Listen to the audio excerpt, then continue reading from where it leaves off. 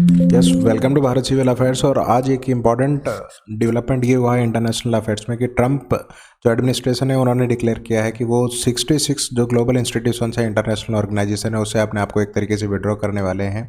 Plus एक bill United states में prepare किया गया है, वहाँ के जो एक तरीके से इकोनॉमिस्ट है उन्होंने प्रिपेयर किया है। और ट्रम्प की साइड से अगर ये नॉड मिल जाता है या फिर ग्रीन सिग्नल मिल जाता है, अप्रूव हो जाता है ये बिल, तो इसमें 500% टैरिफ्स को एक तरीके से इम्पोज किया जा सकता है। जो कंट्रीज रशिया के साथ डील करते हैं ट्रेड की, या फिर रशियन ऑयल के साथ किसी भी तरीके का नेगोशिएशन करते हैं, उन पर यूनाइटेड स्टेट्स 500% टैरिफ लगा सकता है। ये बिल अभी जो है यूनाइटेड स्टेट्स में पुट किया गया है। अगर इसको नोट मिल जाता है तो इस तरीके के सीरियस कॉन्सिक्वेंसेस कंट्रीज पर हो सकते हैं जो किसके साथ डील करते हैं, रशिया के साथ, और रशियन ऑयल को परचेज करते हैं जो, और उनकी यूनाइटेड स्टेट्स के साथ डीलिंग में 500% का टैरिफ इम्पोज किया जा सकता है। तो इस तरीके का डेवलपमेंट क्यों हुआ, प्लस एक तरीके से यूनाइटेड स्टेट्स का ये डिसीजन कि 66 इंस्टीट्यूशंस को लेफ्ट कर देना without the unanimous support by the any other country of the world, तो ये अपने आप में काफ़ी बड़ा डेवलपमेंट निकल के आया। देखें उन कंट्रीज़ की फंडिंग भी इस डिसीजन से काफ़ी बड़े लेवल पर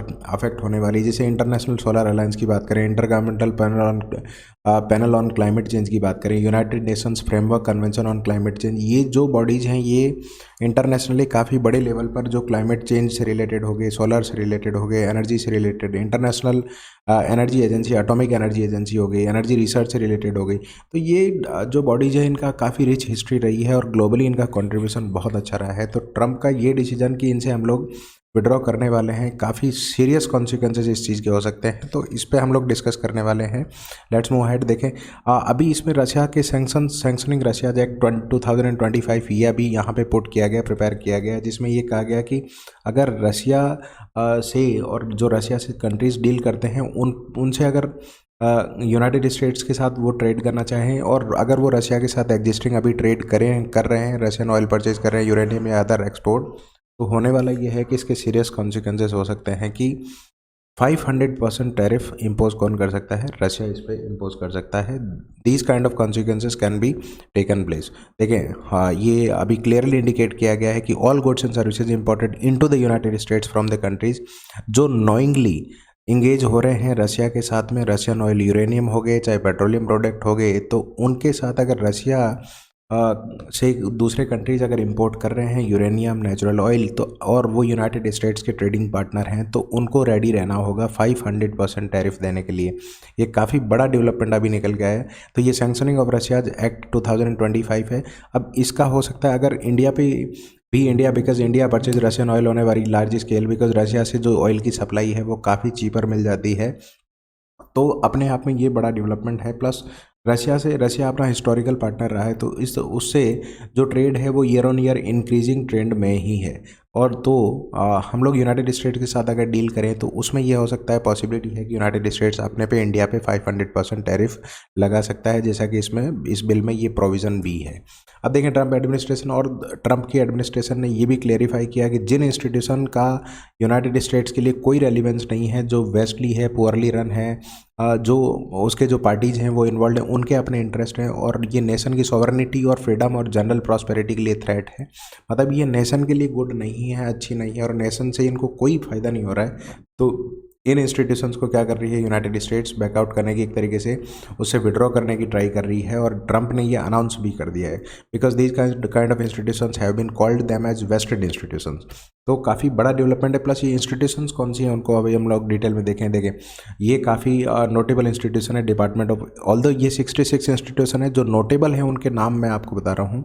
देखिए department of economic and social affairs हो गया, इकोसोस, ये इकोनॉमिक कमीशन है यूनाइटेड नेशंस का, ये सारी बॉडीज़ यूएन से एसोसिएटेड है। देखें यहाँ नोट करने लायक बात ये है कि यूएन से एसोसिएटेड बॉडीज़ से भी विड्रॉ यूनाइटेड स्टेट्स ने अभी डिक्लेयर कर दिया है, तो ये काफ़ी इंपॉर्टेंट। इंटरनेशनल लॉ कमीशन, जिसकी रिकमेंडेशन पूरे whole nations of the world respect the recommendations of international law commission, तो उसको भी इसने विड्रॉ करने की एक तरीके से परमिशन दे दी है। इंटरनेशनल ट्रेड सेंटर हो गया, यहाँ से भी यूनाइटेड स्टेट्स विड्रॉ करने वाला है। प्लस देखें सबसे इम्पॉर्टेंट डेवलपमेंट ये है कि यूनाइटेड नेशंस एनर्जी, यहाँ पर एनर्जी और अमेजन से रिलेटेड लार्ज स्केल पे क्या होता है, डिस्कशन होता है, तो उसको भी इसने विड्रॉ करने की परमिशन मिल गई। UNFCCC देखें ग्लोबली मोस्ट रिकग्नाइज्ड एग्रीमेंट है ये 1992 का United Nations framework convention on climate change. इससे भी यूनाइटेड स्टेट्स ने विड्रॉ करने की परमिशन दे दी और ये UN से एफिलिएटेड बॉडी है। Approximately 198 countries of the world actually अप्रोव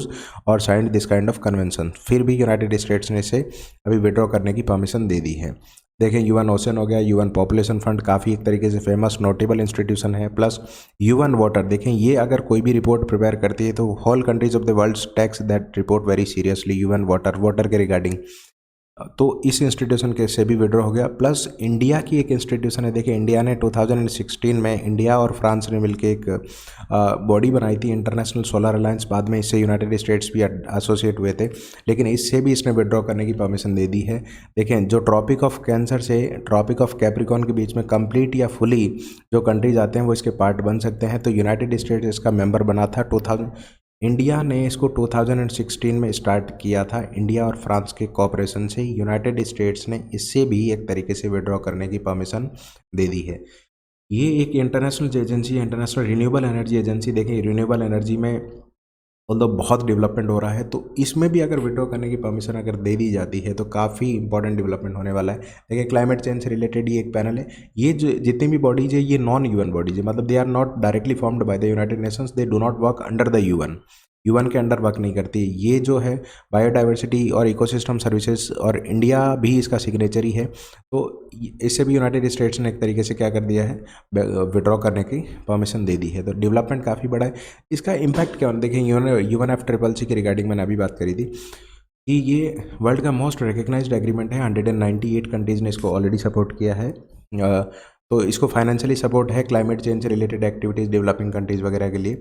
इसका इम्पैक्ट क्या होने वाला है, देखें अगर यूनाइटेड स्टेट जैसा डेवलपिंग कंट्री इन जैसे एग्रीमेंट से या फिर कन्वेंशन से बैकआउट करता है, तो इसका इम्पैक्ट ये होता है कि जो लार्ज स्केल पे जो टारगेट्स हैं वो कंट्रीज़ खुद उसके लिए नॉन सीरियसनेस रखने लग जाते हैं, उनको टारगेट्स को डिले कर देंगे कि यूनाइटेड स्टेट जैसे डेवलपिंग कंट्री ही अगर इसका पार्टी या पार्टनर नहीं है तो they can easily delay their targets. Green house gas emission के हो गए, क्लाइमेट चेंज के हो गए, या फिर और कोई टारगेट हो गए, तो वो ईजिली इसको डिले कर सकते हैं। बिकॉज अभी तक इंटरनेशनल प्रेशर या फिर जो भी कोई इश्यूज़ थे यूनाइटेड स्टेट्स इनको बड़ा स्ट्रांगली रेज कर सकता था, बट हो सकता है अभी जो ग्रीन हाउस गैस हो गया, क्लाइमेट चेंज के इम्पैक्ट हो गए, ओजोन लेयर से रिलेटेड इम्पैक्ट हो गए, उसके ग्लोबली अमेजन से रिलेटेड, तो हो सकता है इन एफर्ट्स को एक तरीके से हो सकता है there is a possibility that इनको एक डिसएडवांटेज या ड्रॉबैक वाला पॉइंट अपन हम लोग कह सकते हैं कि हो सकता है कि यूनाइटेड स्टेट्स के विड्रॉल होने से इनकी जो एफर्ट है इन पे काफ़ी नेगेटिव कॉन्सिक्वेंसेज या नेगेटिव इफेक्ट भी पड़े। तो ये था आज का डिस्कशन गाइज कि यूनाइटेड स्टेट्स ने काफ़ी सारे जो इंटरनेशनल फोरम्स हैं उनसे डिस्कशन एक तरीके से विड्रॉ करने का ऑर्डर एक तरीके से अप्रूव कर दिया है। प्लस हो सकता है देयर इज़ ए पॉसिबिलिटी अगर ये बिल पास हो जाता है तो 500% टैरिफ भी लग सकता है किस पे, रशियन ऑयल के परचेज पे। प्लस रशिया के साथ विलिंगली जो कंट्रीज ट्रेड के लिए क्या करते हैं, रशियन यूरेनियम और ऑयल परचेज करते हैं विलिंगली। तो India although India is a major buyer of Russian oil, तो इंडिया के लिए it is a warning sign from the side of United States. तो फर्दर इसमें जो भी डेवलपमेंट होगा we will discuss it later on.